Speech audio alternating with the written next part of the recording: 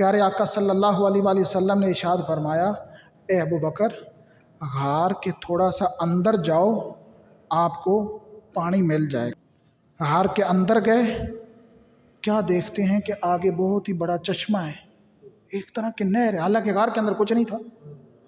حضرت ابو بکر صدیق رضی اللہ تعالی عنہ نے اس سے پانی پیا، پانی پی کے سیراب ہو کے واپس نبی پاک کے پاس آ گئے۔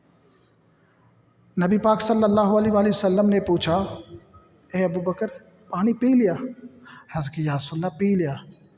فرمایا تمہیں خوشخبری نہ سناؤں؟ اے ابو بکر تمہیں بشارت نہ دوں، خوشخبری نہ سناؤں؟ اس وقت حضرت ابو بکر صدیق رضی اللہ تعالی عنہ نے عرض کی کہ یا رسول اللہ صلی اللہ علیہ وسلم کیوں نہیں، مجھے آپ کو خوشخبری سنانا چاہتے ہیں تو سنائیں۔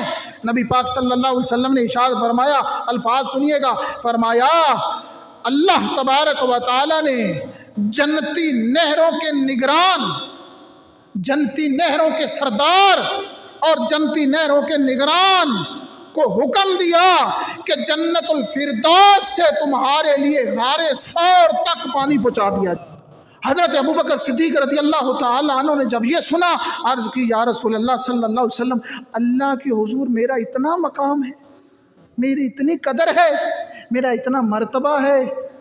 اے عاشقان صحابہ ذرا سنو، اس وقت غار ثور کے اندر ہجرت کی رات نبی پاک صلی اللہ علیہ وسلم نے جو فرمایا، پیارے آقا صلی اللہ علیہ وآلہ وسلم نے ارشاد فرمایا، ہاں ابو بکر اس سے بھی زیادہ، اس سے بھی زیادہ۔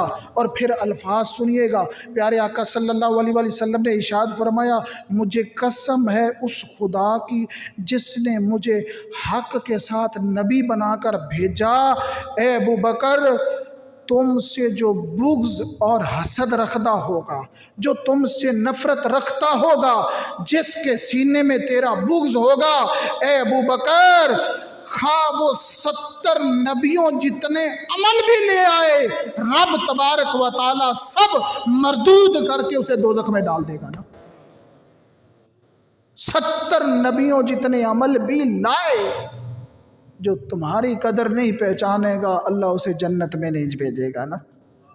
ایسی شان اور مقام اور مرتبہ حضرت سیدنا ابو بکر صدیق رضی اللہ تعالیٰ عنہ کو اللہ پاک نے دیا۔ عشق رسول میں بالکل فنا تھے، فنا پھر رسول تھے، عاشق اکبر کا لقب پایا۔